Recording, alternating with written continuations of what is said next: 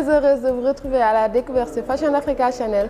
Aujourd'hui, je suis à la découverte de la Galerie Teranga qui propose une diversité d'œuvres d'art traditionnelles ou contemporaines, réalisées par les artistes locaux qui ont un style très varié et original.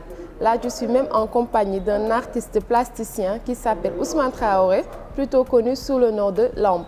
Bonsoir Lamp. Bonsoir Ariane. Vous allez bien? Ça va. Pourriez-vous vous présenter aux téléspectateurs de Fashion Africa? Oui, je suis Ousmane Traoré, artiste plasticien sénégalais qui habite au Sénégal, précisément à Dakar. D'accord. Alors, qui est Lamp? Lamp est un artiste autodidacte. Pourquoi on vous appelle Lamp? Lamp, c'est un nom qui m'est familier. C'est un nom de mon grand frère Ibrahima, qui m'a initié dans l'art, qui est décédé. Pour lui rendre hommage, voilà, pour lui rendre hommage, donc tous mes dessins, tous mes tableaux, je lui ai dédié. Raison pour laquelle je suis Lamp, mais mon nom c'est Ousmane Traoré. Oui, depuis quand commencez-vous à peindre? Depuis il y a plus de 30 ans. Depuis il y a plus de 30 ans. D'accord. Et vous avez fait une école d'art ou bien? Non, je n'ai jamais fréquenté les écoles d'art. J'ai appris tout ça comme ça. Voilà. D'accord, juste dans la rue? Dans la rue. D'accord. Alors, qu'aimez-vous le plus dans votre métier en tant qu'artiste? Bon, j'aime beaucoup mon métier parce que pourquoi? L'art, ça te permet de s'exprimer, d'essayer de réveiller les émotions et les sens des autres, du public. D'accord. Oui, effectivement. Êtes-vous heureux d'être devenu un artiste? Je suis très heureux d'être un artiste. Oui. Ah, c'est super. En tout cas, quel est le moment le plus marquant dans votre carrière d'artiste? C'est le moment où j'ai réalisé un tableau. C'était quand et où? C'était en 1992, la première biennale, si je ne me trompe pas. La première biennale au Sénégal. Au Sénégal. Voilà, c'est là que j'ai réalisé un tableau portrait, un tableau portrait Serigne Cheikh Mbacké, je n'ai pas oublié. Donc je vois que le public l'aimait beaucoup, le public l'appréciait beaucoup. C'est ça qui m'a beaucoup marqué. Oui, c'est pourquoi j'ai choisi ce moment plus marquant dans ma Et vous l'aviez fait tout seul ou bien? Je l'ai fait tout seul. D'accord. Là, vous m'avez parlé tout à l'heure que votre famille, tout le monde est artiste. Oui, j'ai une famille d'artistes. C'est mon grand frère qui nous a initiés dans ce métier. Oui, parce que peut-être j'ai des grands frères qui faisaient d'autres métiers. Mais c'est après qu'ils sont retournés leur voie pour devenir des artistes. Eux aussi, c'est des peintres comme vous? C'est des peintres comme moi, on travaille ensemble. Oui, d'accord, d'accord. En tout cas, quelle est votre œuvre d'art préférée? Mon œuvre d'art préférée, je te dis tout à l'heure que mon œuvre d'art préférée, c'est à chaque fois que je finis un tableau, voilà, à chaque fois que je finis un tableau, c'est mon préféré. Moi, j'aime mes œuvres. Raison pour laquelle tous les œuvres sont mes préférés. Voilà. D'accord. Est-ce que votre pratique a évolué, votre carrière, au fil des années depuis que vous avez commencé? Effectivement, ça a évolué parce que chaque jour est un autre jour. Ça te permet encore d'augmenter ta connaissance, d'augmenter et puis surtout la perfection aussi. Donc chaque jour, c'est ça qui vous aide d'évoluer votre art. Alors, quelle est l'importance de l'art africain? Selon vous? Oui, l'importance selon moi, je dis, parce que comme je n'ai pas fréquenté les écoles, peut-être sur ce côté-là, je ne vais pas philosopher. Donc ça, c'est ma philosophie. L'importance de l'art africain, parce que ça nous permet de s'identifier, de pouvoir se connaître à travers notre travail. C'est ça l'importance, parce que ça nous permettra de pouvoir s'exprimer librement et puis de se faire écouter, de se faire connaître par tout le monde, surtout le public. Et puis on essaye de toucher le sens et l'émotion du public. C'est ça l'importance, parce que ça nous permet de passer des messages, surtout les messages. C'est très important. Quelle est l'importance de l'art dans la société? Dans la société, parce que ça nous permet de se rapprocher, de se rapprocher les uns et les autres. Parce que ça nous permet aussi de pouvoir, comme je te l'avais dit tout à l'heure, s'exprimer entre nous. Parce que l'art aussi nous permet de se faire connaître entre nous.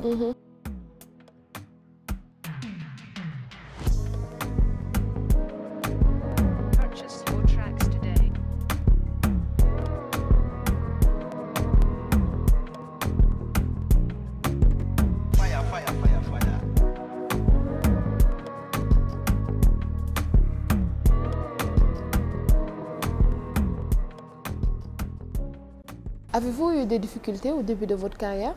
Effectivement, parce que tout travail au début est difficile aussi. C'est ça, comme on dit, tout début est difficile. Même jusqu'à maintenant, on a des difficultés, mais pas comme avant, quoi. Mais maintenant, les difficultés sont un peu moyennes par rapport au début. Au début, on avait tellement de difficultés qu'on ne peut pas l'expliquer. Alors, quelle est l'importance d'une galerie comme là où on est aujourd'hui, la galerie Teranga? Oui, parce que l'importance de la galerie, c'est d'aider les artistes, de pouvoir exposer leurs œuvres, de pouvoir se donner du sens, surtout. Et puis ça nous aide aussi à pouvoir écouler nos œuvres. Oui, parce que si ce n'était pas les galeries, on ne pouvait pas, même si tu es artiste, votre art ne va pas vous nourrir. Donc, raison pour laquelle les galeries ont une importance pour nous, vraiment, ont une importance pour nous. Ça nous permet vraiment que les gens nous connaissent, le public nous connaisse plus. Tu vois? Donc, si on travaille et tout ce travail-là, tu restes chez toi, donc ça ne peut pas y aller. Donc, les galeries vraiment nous aident à s'exprimer, à montrer notre savoir-faire. D'accord. Donc, comme celle de la galerie Teranga. Y a-t-il beaucoup de galeries ici? Il y a beaucoup de galeries. Il y a beaucoup de galeries à Dakar. Est-ce que le monde de l'art évolue au Sénégal? Je vois que ça a beaucoup ralenti au fil du temps. Parce que par rapport aux autres pays, je ne suis pas allé là-bas, mais je lis beaucoup. Et puis, je me documente beaucoup sur les autres pays. Mais par rapport au Sénégal, vraiment, ici, les choses ne sont pas comme je voulais qu'elles l'être. Mais ça viendra, Inch'Allah. Oui, ça vient. C'est ce qu'on l'art fait. Africain, surtout. C'est surtout l'art africain. Ouais. Avez-vous des projets pour l'avenir avec les jeunes pour pouvoir les apprendre à peindre? Effectivement, nous, on veut transmettre notre savoir aux jeunes générations. Parce que vous savez que j'ai duré dans l'art. Donc, j'ai 30 ans, j'ai un vécu dans l'art. Oui, mais actuellement, nous, on n'a rien à prouver. Ce que nous voulons actuellement, c'est de transmettre notre savoir aux jeunes générations. Oui. Mais si on a les moyens, on pouvait le faire. Oui, on pouvait le faire. Les moyens, c'est-à-dire, quand on parle de moyens, pensez-vous que l'État pourrait mieux aider? Effectivement, mais sans l'État, on ne peut rien réussir à 100%. Oui, pour réussir à 100% sur vos projets, il faut qu'il y ait l'aide de l'État. Mais sans l'aide de l'État, peut-être on ne pourra pas faire ce qu'on veut faire. C'est ça aussi. D'accord. Et pourriez-vous nous parler un peu de vos œuvres? Qu'est-ce qui vous inspire? Oui. On voit qu'il y a beaucoup de couleurs, comme ce tableau-là. Et celui-là. Parlez-nous un peu de ce tableau. C'est le quotidien des Sénégalais. C'est le quotidien. Tout ce qui m'entoure m'inspire. Même toi, tu m'inspires.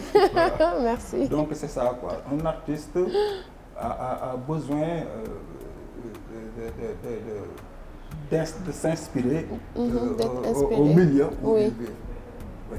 Moi, ce que je vis, c'est dans les milieux. C'est mon milieu qui m'inspire beaucoup plus. J'ai voyagé. J'ai pas mal acquis de connaissances. C'est la raison pour laquelle j'ai mélangé un peu de style d'art. C'est les voyages qui. C'est quoi votre style? Vous n'avez pas de style? Je n'ai pas. Pourquoi je n'ai pas de style? Parce que je suis autodidacte. Et autodidacte, tu as une faculté de pouvoir faire beaucoup de styles. Parce que tu n'as pas été à l'école.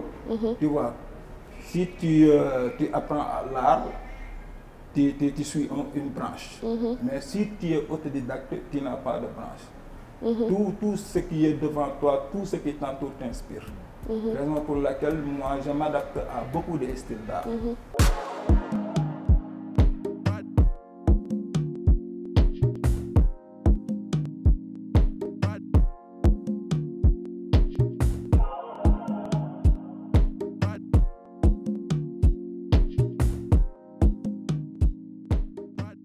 Quel est le message que vous donnez aux jeunes qui veulent devenir artistes peintres ou artistes autodidactes?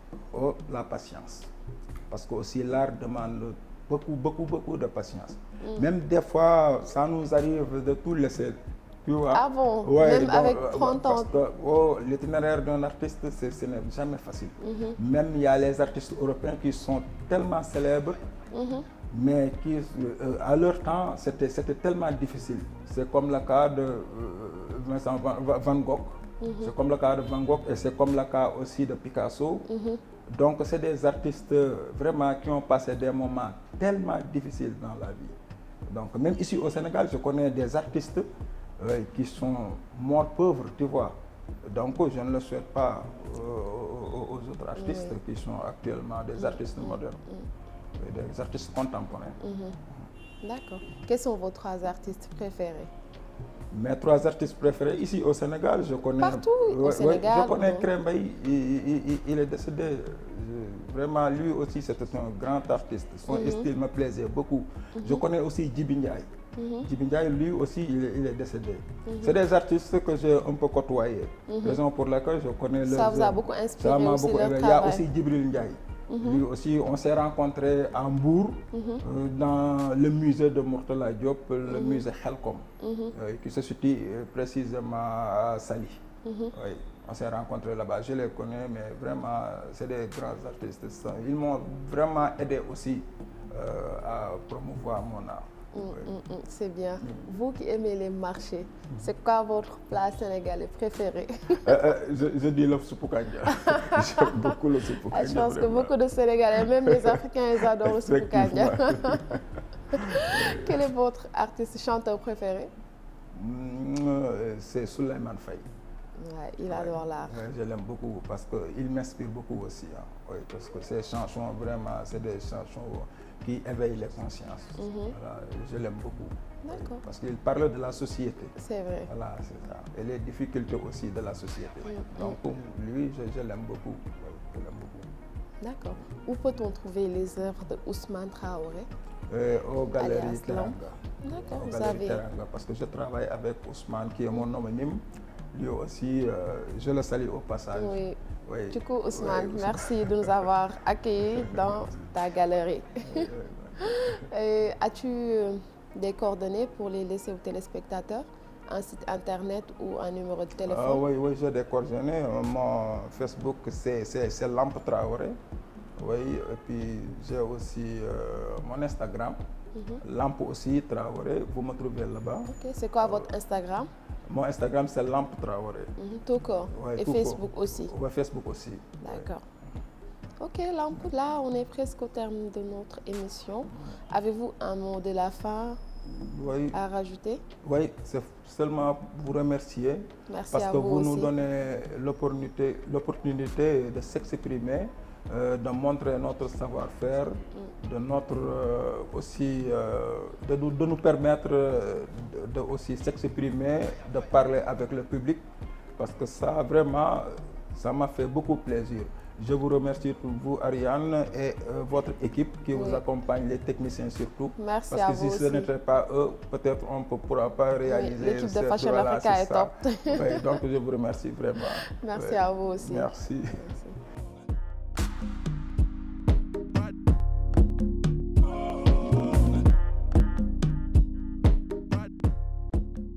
Parmi les artistes locaux, on peut citer aussi Fallou qui est un artiste plasticien sénégalais.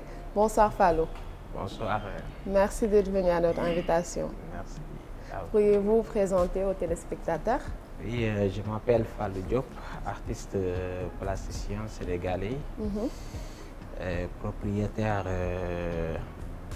de Galas Art, entreprise Galas Art qui vient de naître. Et cette entreprise est faite uniquement pour des activités de l'art. D'accord. Ouais. Okay. Voilà. Je vis au Sénégal. Je peux dire toute ma vie est dédiée à l'art. Alors, qui est Fallou? Depuis quand avez-vous commencé à peindre? Oui, en tout cas, je peux dire que j'ai commencé à faire du dessin depuis l'âge très petit. Donc, on peut dire que c'est mon don. Je n'ai pas appris ça à l'école. Mais depuis 2016, non, 1996. Ah, ça date. J'ai commencé à côtoyer des très grands artistes qui s'appellent M. Ousmane Sow. Hein, et c'est lui qui m'a vraiment beaucoup aidé pour que, voilà, aujourd'hui, je puisse devenir un artiste. D'accord. Comment se passe la journée typique d'un artiste peintre? Bon. Si on vient voir Fallou Galass Art. De toute façon, on peut dire cool, hein, parce que un artiste qui est dans son atelier, qui est dans son lieu de travail, et en tout cas, c'est vraiment quelque chose de... en tout cas, c'est cool, je peux dire. D'accord. Parce que, voilà, il y a plein de choses qu'on peut dire, mais... Pensez-vous que ce type d'initiative doit être encouragé, les métiers d'art? Ouais. D'accord. Donc, vous êtes juste un autodidacte, vous n'avez jamais fait une école d'art, ni rien du tout? Non, je suis autodidacte. Ah, c'est très bien. Avez-vous connu aussi des difficultés au début? Oui, au début, c'était très difficile même. Surtout moi, j'habite dans un village où les gens ne connaissent pas l'art, tu vois. Donc, l'environnement ne te permet pas de s'exprimer comme tu veux. Donc, c'était très difficile. Avant aussi, pour trouver des matériaux, c'était vraiment très compliqué. Voilà, donc il y avait beaucoup de difficultés au début, sincèrement. Mais tout cela, avec votre amour et votre passion, vous l'avez surmonté. Ouais, c'est ça. D'accord.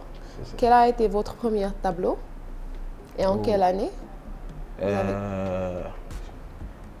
tout cas, c'est des choses de très longtemps. Hein, parce que... bon, vous avez fait des expositions aussi? Parce que, en tout cas, j'ai vendu mon premier tableau à l'an 2000. Oui, ça a 23 ans. Ouais, tu vois. Dans une galerie qui est derrière nous. Une galerie très célèbre. Voilà, mais c'était en rue de Gorée, tu vois, sur toile. Mais c'était vraiment très bien fait. Les gens ont beaucoup apprécié. Et depuis ce temps-là, voilà, je vends des tableaux. Vous avez un style? Je peux dire ça a varié durant ce temps. Au fil des années? Oui. Donc, pour le moment, on me connaît beaucoup sur les portraits, sur les portraits africains. Mais avant, je faisais beaucoup de choses. Comme quoi, avant? Des sanguines. Je travaillais sur sanguine, crayon sanguine ou sépia. Je faisais des marines aussi, des paysages, etc. Donc, voilà, je faisais beaucoup de choses. Ouais. Qu'est-ce qui vous inspire quand vous peignez? Bon. Votre source d'inspiration? Pour le moment, je peux dire que je suis un peu sur voir comment vraiment enrichir la culture et la tradition africaine. Mélanger les deux. Ouais.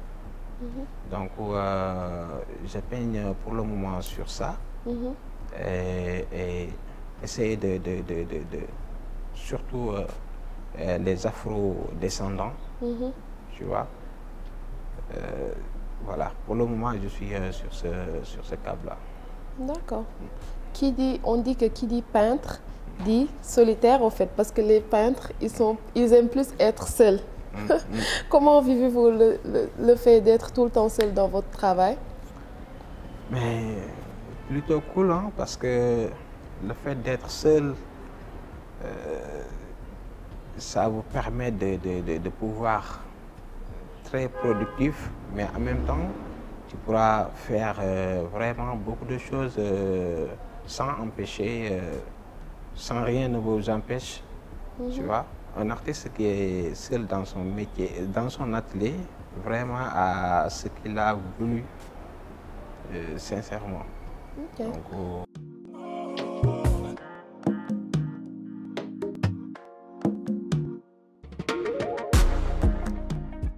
les artistes, ils adorent bien écouter la musique quand ils font la peinture, il y en a.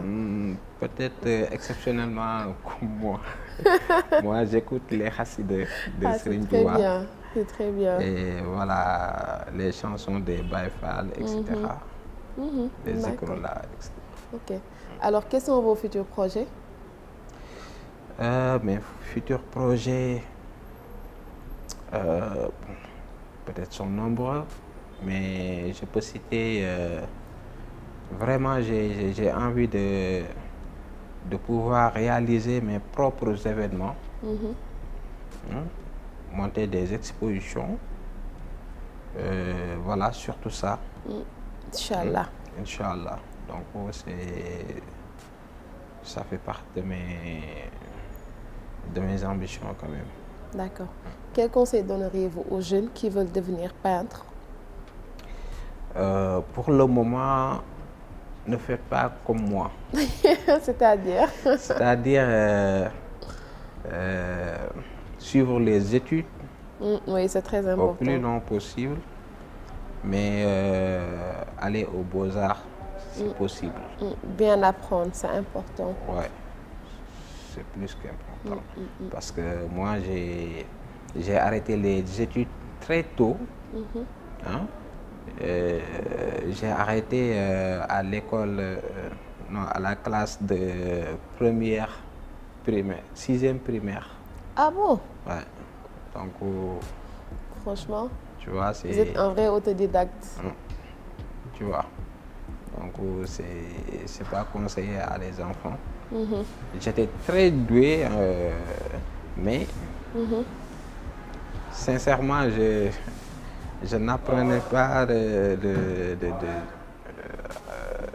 je n'apprenais pas comment dire, mes leçons. Hein? Je n'aimais pas beaucoup l'école. Voilà, l'école, voilà. Je n'aimais que faire du dessin ou faire des bricolages. Et voilà. C'est votre passion, c'était votre destin, Ouais, c'est tout. Voilà. Et là, vous ne le regrettez pas, vous êtes tellement épanoui d'être un artiste. C'est ce que vous me disiez tout à l'heure. Oui, bien sûr. D'accord. Donc, quel est votre projet de rêve en ce moment? Mon projet de rêve,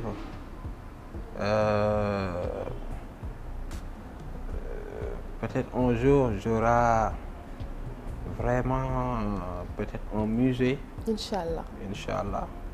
Là, ça fait partie de mes plus grands rêves.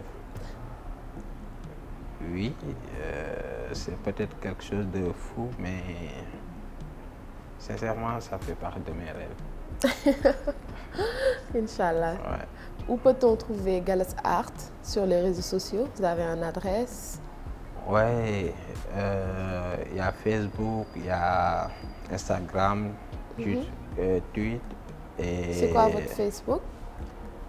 Fallou Diop, artiste. Vous le dites aux téléspectateurs et ils vont aller voir ça directement. Voilà, Fallou Diop, Galas artiste. Voilà. Et Instagram? Instagram aussi pareil. D'accord. Twitter? Pareil. D'accord. Vous avez aussi une adresse où on peut vous joindre? Oui, fallouart80@gmail.com. D'accord, c'est bien Mais noté. aussi, j'ai un manager qui s'appelle France Marielle Dandila. Et, voilà, en tout cas, toutes les collaborations se passent par lui. D'accord. Par elle plutôt. D'accord. Voilà, et comment vous trouvez la collaboration avec la Galerie Teranga? Bon, en tout cas, c'est une excellente collaboration. Hein, depuis que j'ai commencé à travailler avec M. Ousmane, qui est le gérant ou le propriétaire, je ne sais pas. Ousmane, qu'on salue de passage. Oui, on lui salue beaucoup. Et depuis lors, sincèrement, j'ai même arrêté de travailler avec certains, ou peut-être plus, beaucoup de galeries. Ousmane, c'est vraiment quelqu'un qui est très sérieux, mais très rigoureux dans son travail aussi, tu vois. Voilà. Donc, c'est vraiment une collaboration qui est très rentable. D'accord. Quel est votre dernier mot, Galas? Bon, mon dernier mot, c'est de vous remercier d'abord, toi et tes techniciens. L'équipe de Fashion Africa. Je remercie davantage M. Ousmane, qui est devenu un ami à moi, et mon ménagère France-Marielle Dandela, propriétaire de Nalb Consulting. C'est mon agent, tu vois. Donc, et je remercie mes amis, ma famille, et voilà, tout le monde enfin. Et surtout vos téléspectateurs. De Fashion Africa Channel. Ouais. En tout cas, merci beaucoup à vous. Ouais, merci beaucoup à vous, à Ousmane aussi et à Fallou. C'était vraiment un plaisir. J'espère que cette émission d'aujourd'hui vous a plu. Je vous donne rendez-vous la semaine prochaine pour d'autres découvertes. Merci aussi à la Galerie Teranga. C'était un plaisir. À la semaine prochaine. Bye bye.